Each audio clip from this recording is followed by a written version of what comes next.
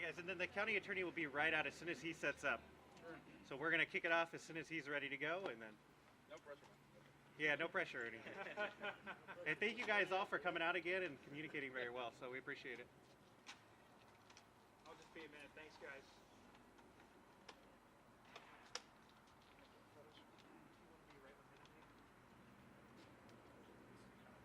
Okay, yeah, just right up to the side.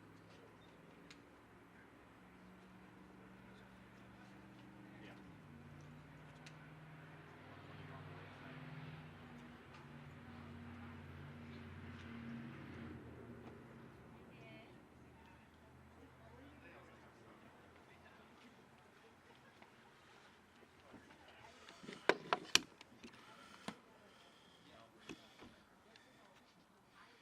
That's okay.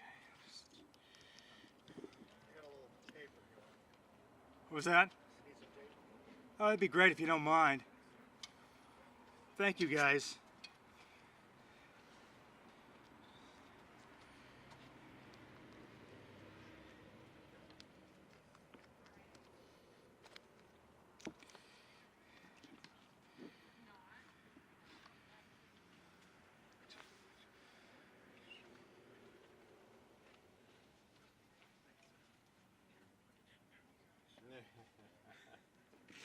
Come running with me in the morning. Exactly. Every day. Really? Yeah, get my 3 to 4 miles in.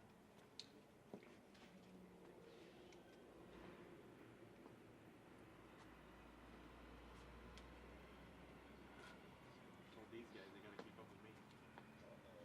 Even with kit, full kit. Let's run it.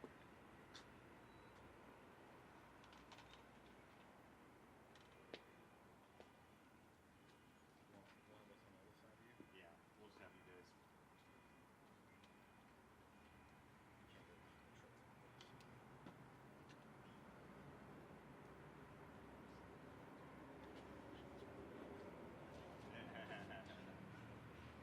You're like, I've heard it before. I'm taking trips. You can serve that. That's what you need.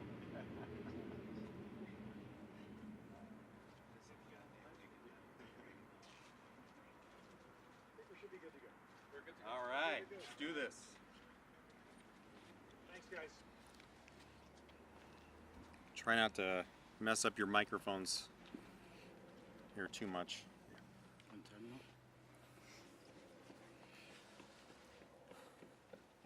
All right, we ready to go?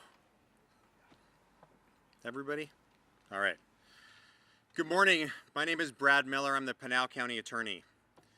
Today I'm here to announce a strategic partnership with the Immigration and Customs Enforcement Authorities through their 287G enforcement program.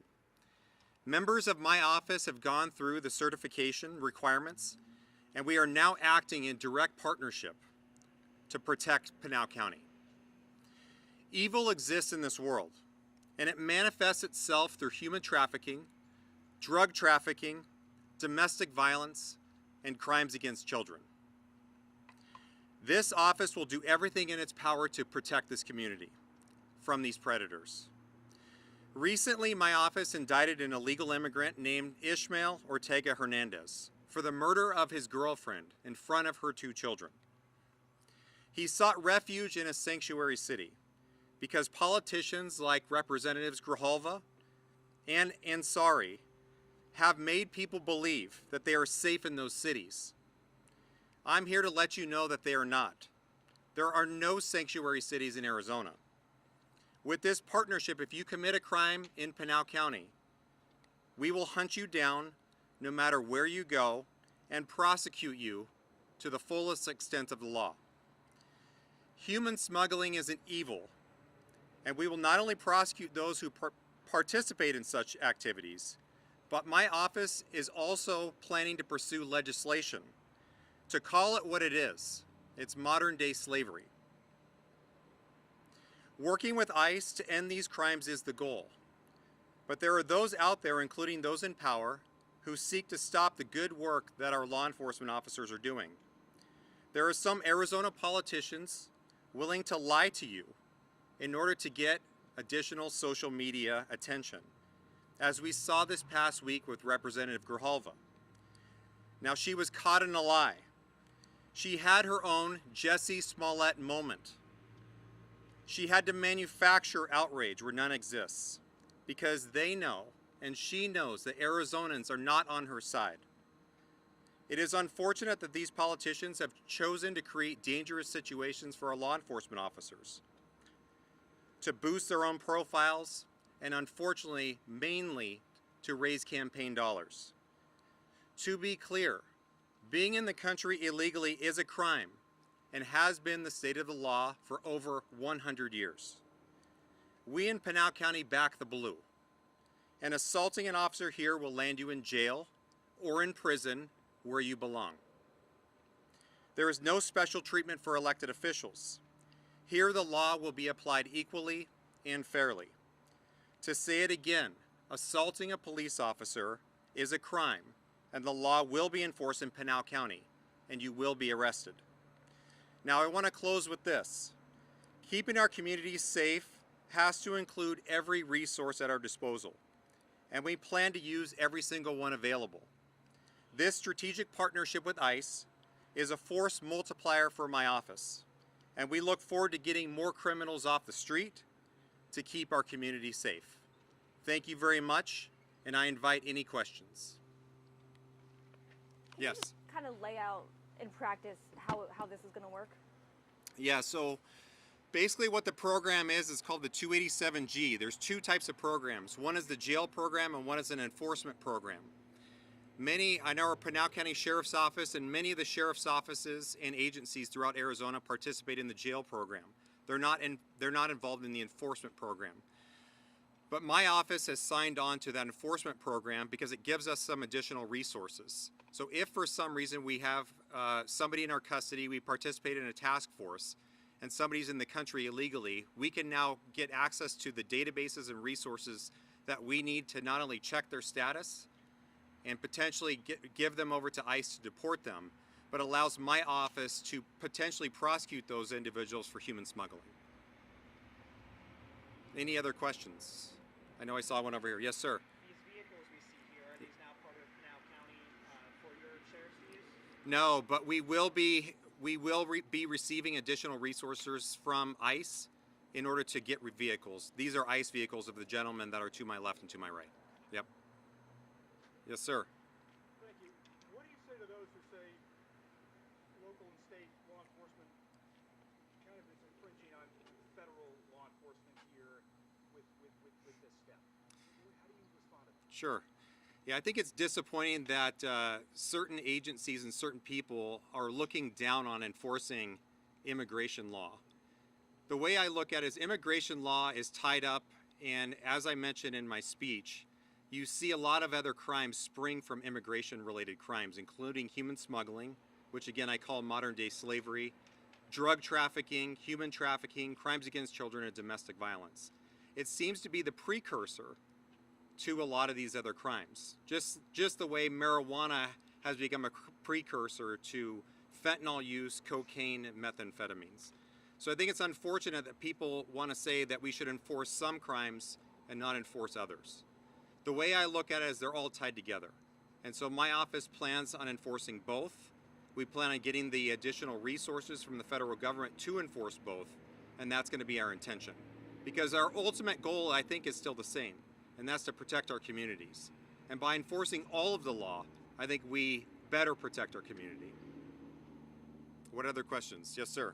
So talking about traffic stops on I-10 Yep. by the Pinal County Sheriff's Office. Yep. Sometimes these result in handoffs of detainees. They do. Do you know at this point how many of those stops have resulted in handoffs? I can't name the exact numbers, but I know the last operation by the Pinal County Sheriff's Office, I believe, resulted in well over 100 different stops. I don't know how many of those individuals were handed over to ICE, but I can get you that information at a later point. But also to emphasize, because we've signed onto this agreement and are now actively working with ICE, there will be many more of those, and we intend to continue those. But we will also put out the statistics about what we find and who we find. So you'll be getting more information from my office soon. And how confident are you that these kind of freeway stops are legal? Well, we know 100% that they're legal because we follow through our process. When we receive a case from a sheriff's office or from any of our agencies, we don't just immediately charge all of those cases. That's why we have a backstop. We have a couple of those. My office looks at those, and we have a very high and exacting standard about what cases we actually charge. And that standard is the reasonable likelihood of conviction. We don't just look at the probable cause standard, which is your basic standard to conduct a vehicle stop. We have to ensure that we're actually going to get a prosecution at a jury trial. So that's one of the backstops. The second backstop to ensure that due process is followed through is we also have a grand jury. The reason why we have a grand jury is we have people from our community coming in here and examining what my office is doing on a daily basis to make sure that we are following through on people's due process rights, that we are doing things correctly. And that grand jury sometimes tells us no, and we appreciate that. We're glad that they're in that particular position, and that's what they do. So we are not violating anybody's constitutional rights, due process rights, because we have multiple ways to ensure that we're complying with the law. Does it matter that their due process rights are being violated if they're being pulled over and turned over to ICE almost immediately? They don't even go through the county court system. Yeah, we often do joint training with our law enforcement agencies, and oftentimes my office, since we're the county attorney's office, conducts training. And our basic training talks about what the standards are for a traffic stop. And we expect our law enforcement agencies, and our law enforcement agencies also respect people's rights. We're not just pulling people over willy-nilly. We're making sure that we're doing things correctly, we're following the law. Because if we're not following the law, then who will be? We need to be above board. And so I think what you'll see in our prosecutions and from our law enforcement agencies here in Pinal County, I can't speak to the other ones, but we ensure that we are following due process rights, people's due process rights, and we are following the law always. I know I saw another one. Yes? Yeah, I mean, when you talk about the resource that you'll be getting, are you going to be reassigning people already within Pinal County to be working on this? Will you be getting resources to have people through DHS come in? I mean, how is the staffing going to work on that? A little bit of both. So we will receive, the president has signed an executive order to ensure that resources come down to communities who do sign on to the 287G agreement. So we will be receiving financial resources to conduct some hiring. But in addition, we will also be my office will be part of some of those task forces for that enforcement side. And we're doing that for multiple reasons. I think one of the main reasons is we need to know what's happening in our community. If our officers and our people don't understand what's happening in our community, where the drugs are flowing, where the trafficking is occurring, where the accidents are occurring, then I think we're being negligent in protecting our community. And so we use that as our eyes and ears, or for lack of a better term, boots on the ground, to see what's actually happening, where it's happening, so that we can shift resources to those areas. We also have intelligence agents that work for me. So we know which areas of the community are problematic, where those crimes are occurring. And so part of our enforcement mechanism of joining those task forces is to better understand where the crimes are occurring. Are you able to give us some more numbers, like specifics on the amount of resources? I mean, how much money will it be? How many cars would you get? How many staff? Like that kind of stuff? Yeah, we can provide that information to you later. We've signed a memorandum of understanding with the federal government with some of those things, but all of those numbers are not solidified yet. What we really wanted to talk to today was announcing that strategic partnership with ICE. We 100% support them. Unfortunately, not a lot of some other politicians in Arizona don't. We certainly do. And so we want to make sure that the community knows what we're doing and that we will be enforcing the law. Yes, sir. So, I mean, can you go into more detail as to like what other kind of operations? Like, is it going to be going after just anyone who's undocumented, or just No. So what we're looking for specifically are violent crimes, the crimes that I mentioned: human trafficking, drug trafficking, human smuggling, domestic violence, and crimes against children. That's the focus of our office, because we believe that it's a very small percentage of the population are committing the most violent, dangerous, egregious crimes. And those are the crimes that we're going after. That's going to be the target of those particular task forces. Yes, sir. So does Attorney General Mays know about your initiative, and if so, what is her response? I have no idea, and I don't care. We're the top law enforcement officer in Pinal County. We enforce the law in Pinal County. The Attorney General has no jurisdiction over what we do here. Yes? You mentioned Congresswoman Yep. She's toured, this was originally going to be held at the Eloy Detention Center. Yep. She's toured the facility 3 separate times, I think. All of it has been very critical of conditions in the facility. How do you respond to conditions when she makes claims like that? And what do you say when she says that many of the detainees in there have no criminal record? Well, she's wrong. She doesn't understand the law. A person being in the country illegally is a crime. It's a misdemeanor, and very often what we find is that there are other crimes attached to those individuals. So we don't believe that she's telling the truth. And this goes back to my comment earlier, is we see a lot of sensationalism in the media from some of our elected officials, and what they're saying is oftentimes not true. What we saw last weekend with Representative Grijalva, we believe that she did not tell the truth because there was a multi-year operation with some very dangerous individuals committing fraudulent crimes, violent crimes that were caught in that particular operation. And so what we're hearing from these representatives is not true. We're here to stand on the other side and tell you exactly what's going on and to actually get to the truth. Yes? Isn't the use of the word believe there kind of a cause of concern on its own? Shouldn't we know for sure the people in these detention centers, if, they're part of this violent criminal category? I guess I don't understand your question. You mentioned I don't believe what Ansari says, talking about people in the detention center, and I just Sure. think the word believe there is kind of an anomaly, right? It's not, and here's the reason why I use that word specifically is I don't know specifically the individuals that Representative Ansari was discussing. I don't know specifically the particular individuals, what cells they were in, what the conditions were like. So I don't want to speak out of turn. I don't want to make things up like the representative has done, and so I won't be doing that. But I do know that the federal detention facilities have standard operating procedures. They have certain standards of care that they follow, just like we do here in our jails and our prisons right across the street. And I'm sure those detention facilities also follow those same rules. Yes? Just a point of clarification, did your office reach out to ICE or did the feds reach out to your office? We reached out to ICE. Yep. And are you the first in the state of Arizona to do this? I believe so. Okay. Yes. So, just to clarify, this is a new 287G. This is new, correct. Yeah, my office just signed on. Yep. Do you worry about having the staffing in order to do this particular work? No. So no on multiple fronts. No, because we will be receiving additional resources from the federal government.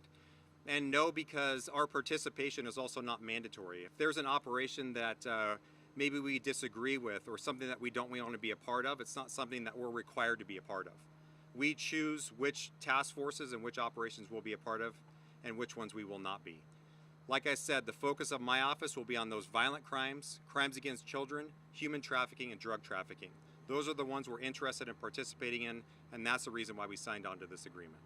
Yes? When will you start receiving these funds or help from the federal government to start your operation? When are you Yep. starting the operation? We've started the operation already. And regarding the funds, we're hoping to get a better understanding of that here in the next few weeks. Yep. Can you kind of describe the differences in immigration enforcement from the previous administration to the current administration? Are you talking about for the county attorney's office? The county attorney's office and the sheriff's office. I do know that this is something that hasn't been done before. The prior administration, I don't believe, was interested in handling these types of cases. But the way I look at these issues, and I believe the reason why I was elected and put into this office, is we're trying to make our community safe. And from immigration, we see so many other types of crimes, as the one I've mentioned. We also had another one the other day of an individual driving 123 miles an hour with 2 illegal immigrants in the back of his vehicle and ran into a palm tree, creating extremely dangerous situations, not only for the people of our community, but for those undocumented immigrants and, of course, himself.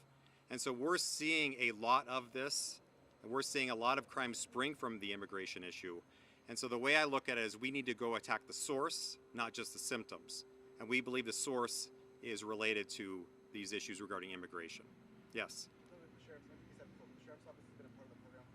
The sheriff's office has been part of the 287G jail program for a number of years, correct? And now that you're signing on in a different way, Correct. how exactly are you going to be working with the sheriff's office, given that you're all in the 287 program together? How does that work? So the sheriff has their own 287G agreement. That's their jail agreement.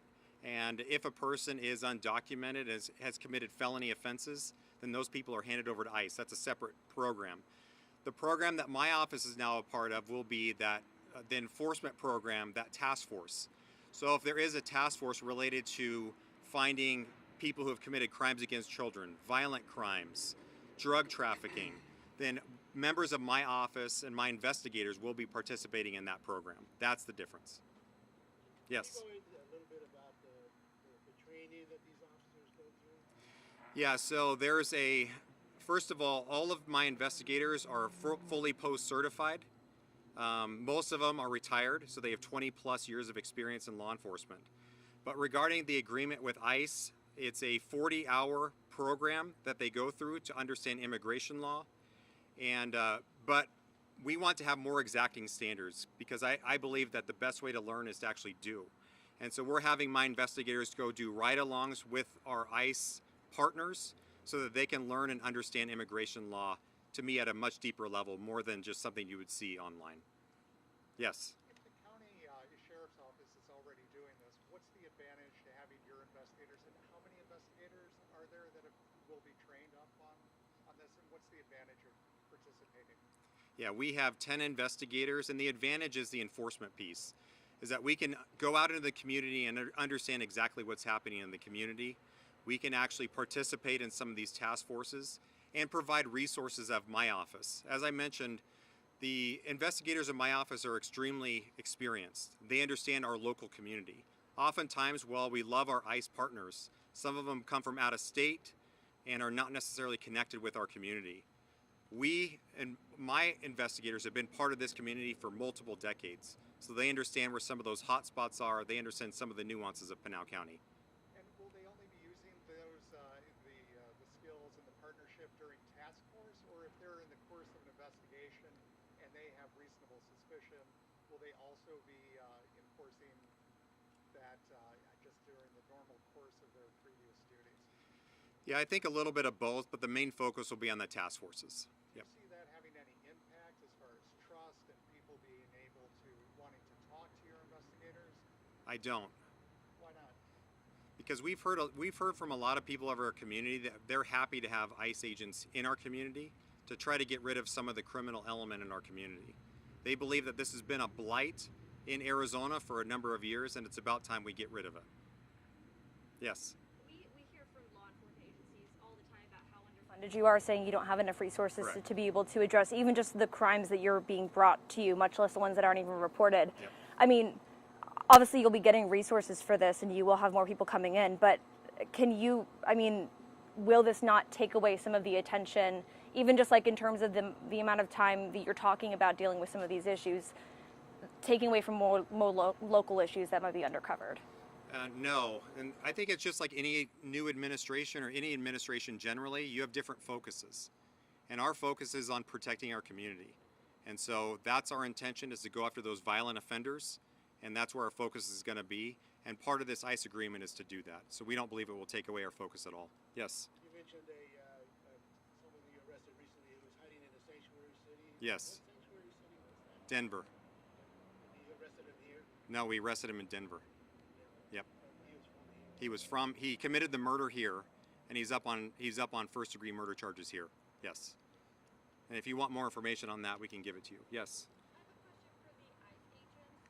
Nope. They can't. Yep. Is there any concern with the Hispanic community that we might be calling? I missed that. Is there any concern, or that this impact like the Hispanic community as far as like calling 911, for help, anything like that? No. We've had many members of the Hispanic community, and I think people think that it's just the Hispanic community affected. It's not. We see people from all over the world here in Pinal County that are here illegally. So it's not just the Hispanic community, but I will say we have a lot of support from all our communities here in Pinal County for this type of program. Yes. I just want to clarify. So your investigators in your office will be able to now make arrests of these illegal or undocumented. Correct. Yes. Anything else? Yeah. We've seen many examples of ICE DHS agents detaining people who are not here do not have a history of violent crimes, and in many cases are even here legally, have a green card, have no reason to be detained at all. How can you promise that's not going to happen in this community to members of your own community?